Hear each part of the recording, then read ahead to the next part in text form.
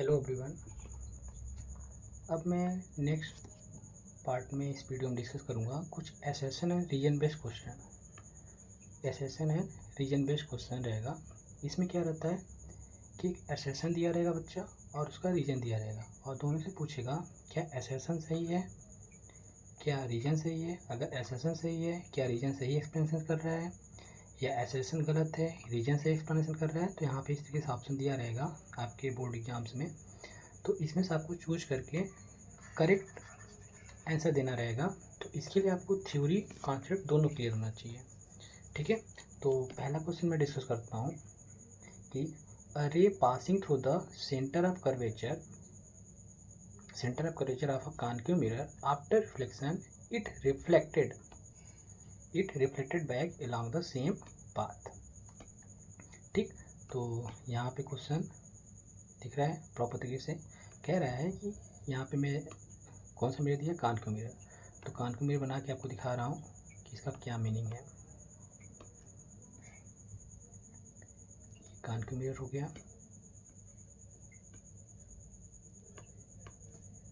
This becomes principal axis. इसको मैं ऐसे कोटेड कर रहा हूँ। ठीक, अब यहाँ कहीं बोल रहा है कि अगर ये फोकस है, दिस इज फोकस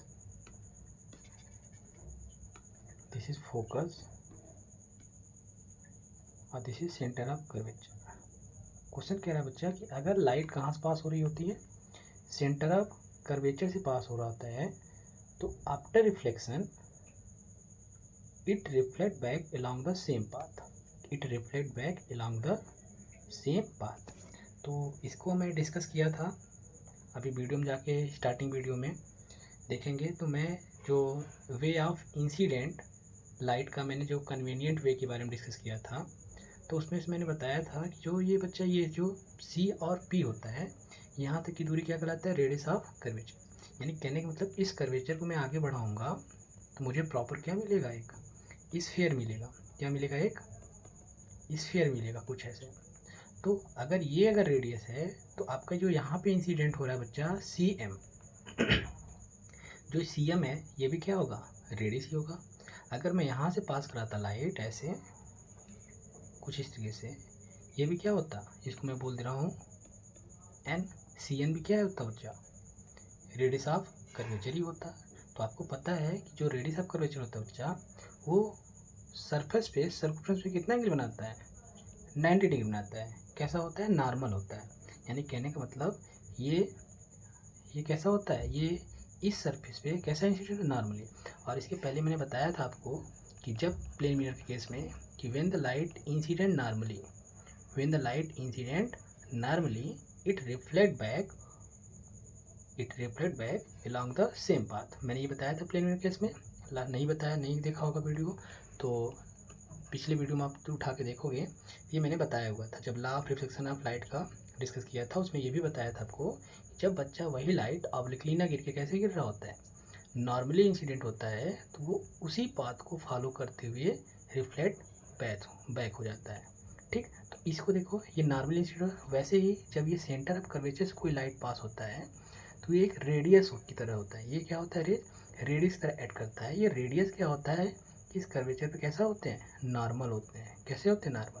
तो जो लाइट सेंटर ऑफ कर्वेचर से पास होता है वो एक्चुअली नॉर्मली इंसिडेंट होता है किस पे, रिफ्लेक्टिंग सरफेस पे।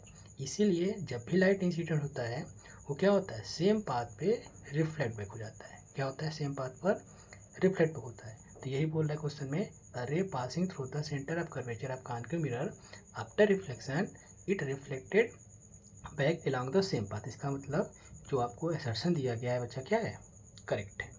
अब कह रहा है, इसका रीजन कह रहा है, the incident ray falls on the mirror along the normal. ये मैं इरेज कर दे रहा हूँ। The incident ray fall on the mirror along the normal to the reflecting. इसका रीजन मैंने बताया कि जो यहाँ से लाइट पास होती है सेंटर पर से, ये जो रिफ्लेक्टिंग सरफेस है बच्चा, उस पर इंसिडेंट कैसा होता है, नॉर्मली इंसिडेंट होता है। और जो कि मैंने यहाँ पे बताया था रीजन क्यों होता है ऐसा। इसके बाद क्या, कौन सी फिनोमेना घटेगी, क्या होगा इसके साथ, तो उसी पाथ पे क्या होगा, रिफ्लेक्ट बैक होगा। यानी कहने का मतलब इसका असर्शन और रीजन बोथ क्या है, करेक्ट है। तो तो इसको कैसे करोगे, यहाँ पर कौन सा ऑप्शन सही होगा यहाँ पर बच्चा, इसमें ऑप्शन ए सही होगा, both a and R true, R is the correct explanation of a. तो ऑप्शन नंबर क्या हो जाएगा यहाँ पर, ए सही हो जाएगा। तो ऐसे ही मैं नेक्स्ट क्वेश्चन इसी में डिस्कस कर लेते हैं। तो नेक्स्ट क्वेश्चन कह रहा है बच्चा इसमें कि जो आपका सेंटर ऑफ कर्वेचर है, ये the centre of curvature is not a part of mirror, it lies outside it's reflecting surface. अब देखो इसको क्या मतलब है, पहले इसका मतलब समझ लेते हैं। कौन सा बच्चा, मिरर है, मान लो कोई भी मिरर बोल लेता हूँ, ये कान के मिरर की बात कर रहा हूँ मैं एग्जाम्पल तौर पे, ये कान का मिरर हो गया, ठीक। ये उसका क्या हो गया, प्रिंसिपल एक्सिस हो गया। और ये मैं यहाँ कहीं में बोल रहा हूँ एफ है, और यहाँ कहीं मैं बोल रहा हूँ सी है, ठीक, ये सी। अब कह रहा है जो ये सेंटर ऑफ कर्वेचर है दिस वन, वो कह रहा है is a not part of the mirror, यानी जो ये मिरर बना हुआ है ये इसका पार्ट नहीं है। अब ये कहाँ होता है बच्चा, it lies outside the reflective surface. इसका मीनिंग क्या है, इसको ध्यान समझिए क्वेश्चन। आप लोग अभी यहाँ से देखोगे कि कहोगे नहीं, इसका आप देखोगे तुरंत कहोगे नहीं सेंटर ऑफ कर्वेचर क्या होता है, इसका पार्ट होता है। नहीं, ऐसा नहीं होता है, पार्ट नहीं होता है। एक्चुअली जो होता है प्रॉब्लम यहाँ पर, मैं आपको समझा रहा हूँ, इसको साइड कर दे रहा हूँ। अगर मैं मिरर बनाता हूँ, यहाँ पर क्या बनाता हूँ बच्चा, यहाँ पर एक स्फीयर बना रहा हूँ, दिस स्फीयर। और इस स्फीयर में मैंने बताया था, इसका जब फॉर्मेशन कर रहे थे, फर्स्ट लेक्चर आप देखोगे टाइप्स ऑफ मिरर में, तो उसमें हमने बताया था जो इमेज का फॉर्मेशन होता है बच्चा, कैसे होता है, जब मैं स्फीयर के मिरर को कुछ इस तरीके से कट करता हूँ, कैसे, इस तरीके से कट करता हूँ, कट करके निकाल के मैं इस तरीके से कर्वेचर को अलग करके एक साइड क्या कर देता था, कोटेड कर देता। तो मैंने बताया था उसमें जो स्फीयर था बच्चा, उसका क्या होता था, सेंटर ऑफ कर्वेचर होता था, यानी कि इस स्फीयर का एक सेंटर ऑफ कर्वेचर होता था, यानी कि इस ज्योमेट्रिकल शेप का एक सेंटर ऑफ कर्वेचर होता था। और जब मैंने इसको निकाला तो मैंने देखा यहाँ पे क्या, जब मैंने इसको निकाल के जब कोटेड किया, तो ये जो सेंटर ऑफ कर्वेचर बच्चा, ये किसका सेंटर ऑफ कर्वेचर कौन है, ये सेंटर ऑफ कर्वेचर स्फीयर का पार्ट है, मतलब इस ज्योमेट्री का, यानी कि ज्योमेट्रिकल जो सर यहाँ पे शेप बन रहा है स्फीयर का, जो स्फीयर दिख रहा है आपको, ये इसका ज्योमेट्रिक सेंटर है ये, न कि geometric centre of the mirror है। यानी कि ये जो बच्चा फिजिकल मिरर आपको दिख रहा है, ये क्वेश्चन का मतलब क्या हुआ, centre of curvature is not part of mirror, part of mirror मतलब not part of the physical mirror, यानी कि ये फिजिकल मिरर शेप दिख रहा है, कर्वेचर दिख रहा है, यानी कि दूसरी भाषा में समझ सकते हो, is not part of the curvature physical, यानी ज्योमेट्री ऑफ द मिरर, यानी इस ज्योमेट्री का सेंटर नहीं है, किसका ये सेंटर है, वो उसका सेंटर है बच्चा, जिससे ये जो कर्वेचर निकाला गया है उसका सेंटर है। यानी कि मैंने आपको डिफाइन कैसे किया था सेंटर ऑफ कर्वेचर को, आप जाके देखोगे पिछले लेक्चर में, तो मैंने लिखा था कि सेंटर ऑफ जो कर्वेचर होता है बच्चा, क्या होता है, centre of curvature is the centre of sphere of which, मैंने ऐसे डिफिनेशन लिखा था वहाँ पर, of which spherical mirror is a part, spherical mirror is a part. यानी कि सेंटर ऑफ कर्वेचर जो होता है बच्चा, सेंटर ऑफ कर्वेचर होता है, वो सेंटर ऑफ क्या होता है, स्फीयर होता है, जो कि जिसका ये जो स्फेरिकल मिरर है, जो इसका क्या है, पार्ट है। यानी कहने का मतलब यहाँ पे जो असर्शन दिया है क्वेश्चन में, जो यहाँ पे असर्शन दिया है क्वेश्चन का, इसका कहने का मतलब है जो सेंटर ऑफ कर्वेचर बच्चा, ये जो ज्योमेट्री ऑफ द मिरर है, geometry of the given sphere mirror है, ये उसका पार्ट नहीं है, ये किसका पार्ट है, सेंटर ऑफ कर्वेचर ऑफ किसका पार्ट है बच्चा, उस कंप्लीट स्फीयर का पार्ट है, जिससे इस कर्वेचर को कट करके निकाला गया है। यानी कि यहाँ पे दिया गया है centre of curvature is not a part of mirror, it lies outside of its reflecting surface. यानी कि यहाँ बच्चा जो रिफ्लेक्टिंग सरफेस है इसके आउटसाइड लाई कर रहा है। अगर मैं यहाँ पे अगर इसकी बात करता कि centre of the geometry of the sphere, centre of geometry of the sphere, तो यहाँ पे क्या बनता, पोल की बात आती, किसकी बात आती, पोल की बात आती, न कि सेंटर ऑफ कर्वेचर की बात आएगी। यानी कि पहला जो असर्शन दिया है वो सही बोल रहा है। क्या सही बोल रहा है कि जो सेंटर ऑफ कर्वेचर बच्चा ये इस ज्योमेट्री का पास नहीं है, ये इस ज्योमेट्री का पार्ट नहीं है। किसका पार्ट है? उस स्फीयर का पार्ट है, उसी स्फीयर का पार्ट है जिससे ये जो कर्वेचर है कट करके निकाला गया है। ठीक, अगर मैं यहाँ पे क्वेश्चन थोड़ा सा ट्विस्ट करता है यहाँ पर स्टेटमेंट कि बच्चा जो geometric centre of the curvature, geometric centre of the spherical सब मिरर, तो उस केस में मेरा वहाँ पे सिर्फ क्या होता है? सेंटर, पोल बनता है। यानी geometric centre of the curvature वो क्या कहलाएगा? पोल कहलाएगा, न कि सेंटर ऑफ कर्वेचर कहलाएगा। यानी कि यहाँ जो सेंटर ऑफ कर्वेचर है इसके ज्योमेट्रिक्स क्या होता है? आउटसाइड लाई करता है। यानी कहने का मतलब इस रिफ्लेक्टिंग सरफेस से जस्ट आउटसाइड लाई करता है। यानी कि स्टेटमेंट हमारा, असर्शन हमारा क्या है बच्चा? फर्स्ट सही है। अब इसका रीजन क्या कह रहा है कि reflecting surface of A sphere mirror forms of part of sphere. यानी जो स्फेरिकल मिरर बच्चा ये केवल पार्ट ऑफ स्फीयर होता है जिसके पास एक सेंटर होता है, जिसके पास एक क्या होता है? रेडियस ऑफ कर्वेचर होता है। बात समझ में आ गया? यानी जो मैंने आपको एक्सप्लेन किया है वो रीजन में यही दिया हुआ है कि reflecting surface of sphere mirror forms a part of sphere, this sphere has a centre. यानी कि ये स्फीयर इसका सेंटर रखेगा, न कि ये ज्योमेट्री आपको जो दी गई है यानी geometry of the sphere mirror इसका सेंटर क्या कहलाएगा? पोल कहलाएगा। और ये जो ये सेंटर दिया है किसका सेंटर? ये उस स्फीयर का सेंटर है जिससे ये कर्वेचर कट करके बाहर निकाला गया है। तो बात समझ में आ गया? यानी कहने का मतलब रीजन भी हमारा क्या है यहाँ पर? करेक्ट है। तो ऑप्शन में कैसे हो जाएगा वहाँ पर? यानी कि यहाँ से आप ये स्टेटमेंट में आप जाओगे, स्टेटमेंट बच्चा यानी कि आप लिखोगे इसमें भी पहला ऑप्शन नहीं, इसके लिए आंसर मैं लिख दे रहा हूँ। आंसर ये ऑप्शन ए पहले पार्ट के लिए, क्वेश्चन के लिए। और जो सेकंड क्वेश्चन मैंने डिस्कस किया है दिस वन, इसके लिए भी क्या हो जाएगा आंसर? ए में क्या दिया हुआ है देख लीजिए। ए में कह रहा है both a and R R true and R is the correct explanation of a. यानी कि इस क्वेश्चन में जो बच्चा ये दिया हुआ है ये असर्शन और रीजन दोनों क्या है? करेक्ट है। और जो असर्शन जो दिया हुआ है इसको करेक्ट एक्सप्लेनेशन कौन कर रहा है? रीजन वाला स्टेटमेंट कर रहा है। ठीक है, ये समझ में आ गया? इसको फिर समझ लीजिए एक बार, वीडियो पॉज करके मैं फिर से रिपीट कर रहा हूँ इस चीज़ को कि बच्चा जो क्वेश्चन कह रहा है सेंटर ऑफ कर्वेचर जो होता है is not a part of mirror, it lies outside it's reflecting surface. इसका मतलब कह रहा है कि जो सेंटर ऑफ कर्वेचर होता है इस ज्योमेट्री का, यानी जिस ज्योमेट्री का मैं स्फेरिकल मिरर कट करके कर्वेचर को कट किया हूँ इस ज्योमेट्री का मेरा पार्ट नहीं है। किसका पार्ट है? उस स्फीयर का पार्ट है। क्वेश्चन कह रहा है रीजन में ये उस स्फीयर का पार्ट है जिससे ये कर्वेचर को कट करके निकाला गया है। यानी कि इस कर्वेचर की सेंटर की बात होती तो क्या बनता है यहाँ पर? पोल पोल की बात होती। यहाँ किसकी बात होती? पोल की बात होती, ना कि सेंटर ऑफ कर्वेचर की बात होती। तो इसका मतलब जो कह रहा है स्टेटमेंट, यानी कि स्टेटमेंट ऑफ असर्शन ये भी सही कह रहा है और जो रीजन बता रहा है वो भी सही कह रहा है। यानी ऑप्शन यहाँ पे क्या हो जाएगा? A correct. नेक्स्ट क्वेश्चन देख लेते हैं इसी टाइप क्वेश्चन। अब ये क्वेश्चन कह रहा है बच्चे यहाँ पर कि जो डिफ्यूज रिफ्लेक्शन होता है does not follow the law of reflection. जो डिफ्यूज रिफ्लेक्शन होता है बच्चा does not follow the law of reflection and कह रहा है law of reflection apply only to the regular reflection. अब इसमें देखो क्या है एक्चुअली, तो पहले डिफ्यूज रिफ्लेक्शन क्या होता है और रेगुलर रिफ्लेक्शन क्या होता है इसको समझ लेते हैं। तो डिफ्यूज रिफ्लेक्शन के लिए मैं यहाँ पे एक सरफेस बना रहा हूँ, प्लेन सरफेस है, पॉली सरफेस है, जिसको मैं प्लेन मिरर के रूप में ले रहा हूँ यहाँ पर। और एक सरफेस और बना रहा हूँ यहाँ पर कुछ इस तरीके से, ये रफ सरफेस है। कैसा है बच्चा? ये रफ सरफेस है। ठीक, ये रफ सरफेस है, ये प्लेन सरफेस, यानी कि ये स्मूथ सरफेस या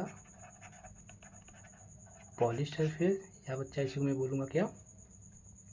पॉलिश पे या प्लेन सरफेस है। ये कैसा है? ये प्लेन सरफेस है। वहीं ये कैसा सरफेस बच्चा? रफ है। यहाँ पे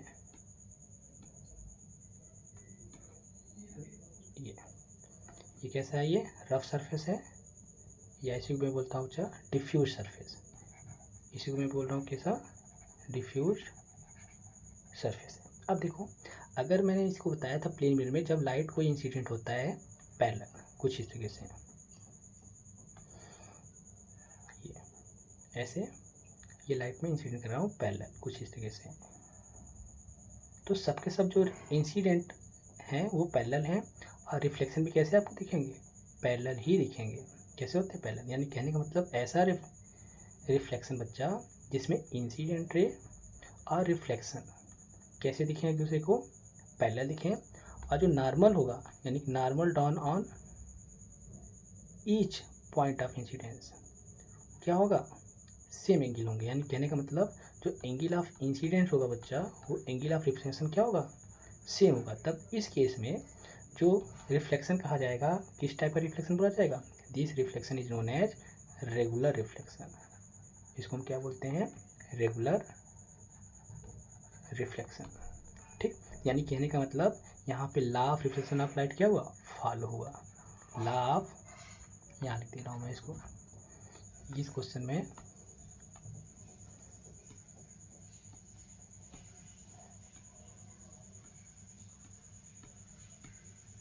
यहाँ में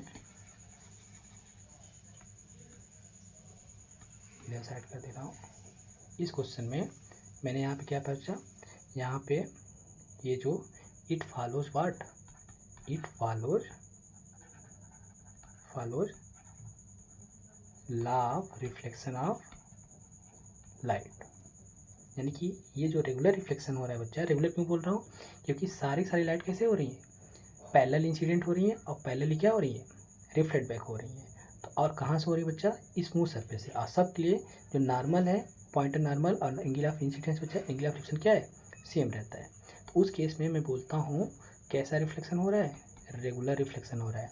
और यानी कि रेगुलर रिफ्लेक्शन जो होता है बच्चा वो लॉ ऑफ रिफ्लेक्शन को फॉलो करता है। अब देखो यहाँ पर देखो, इसमें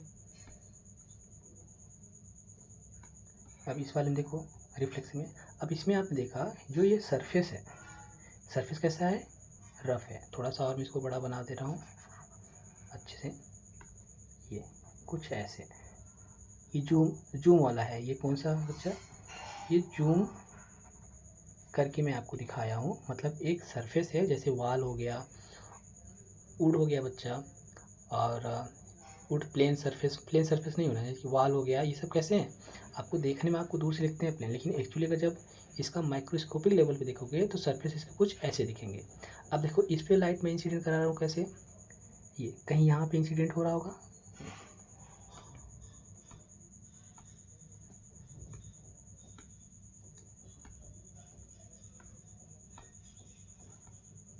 ठीक, यहाँ मैं इरेज कर दे रहा हूँ इसको।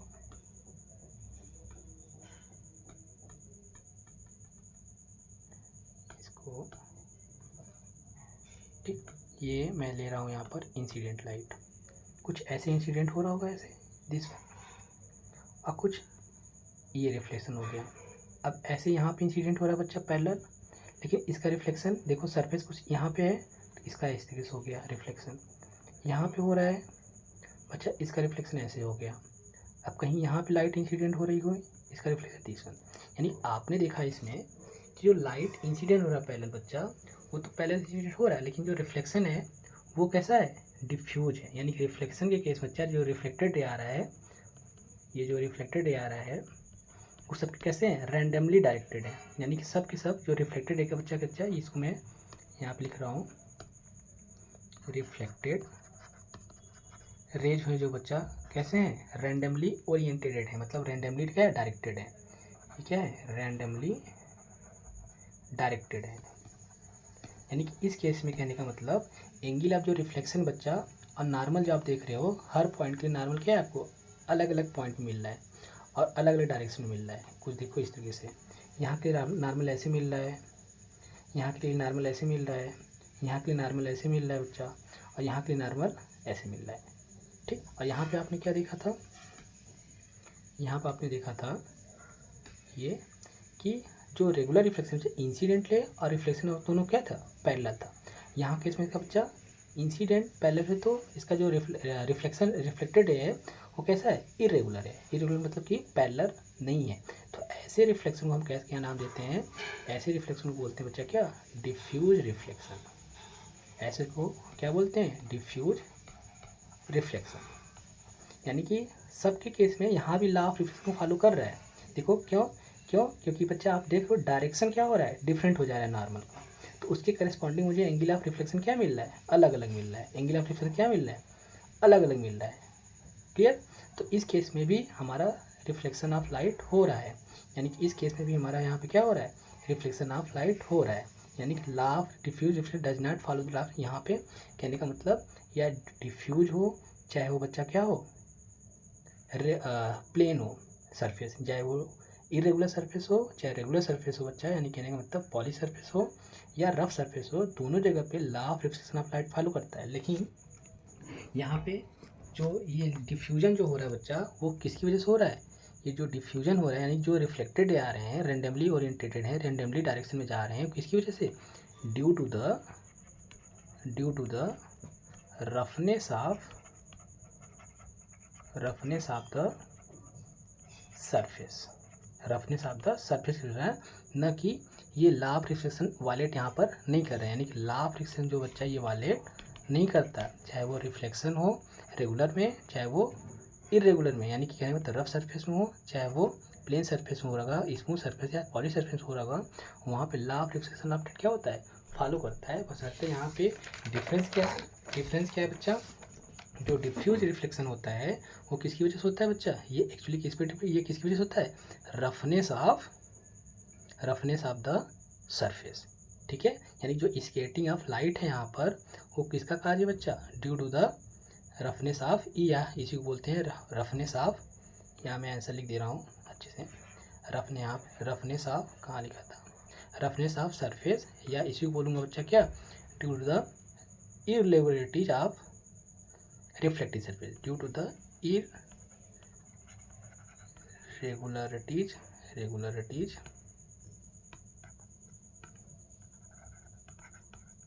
रेगुलरिटीज ऑफ रिफ्लेक्टिंग सरफेस होता है, ये किसकी वजह से होता है, इरेगुलरिटीज ऑफ रिफ्लेक्टिंग सरफेस की वजह से होता है, ठीक, यानी कि डिफ्यूज रिफ्लेक्शन हो चाहे वो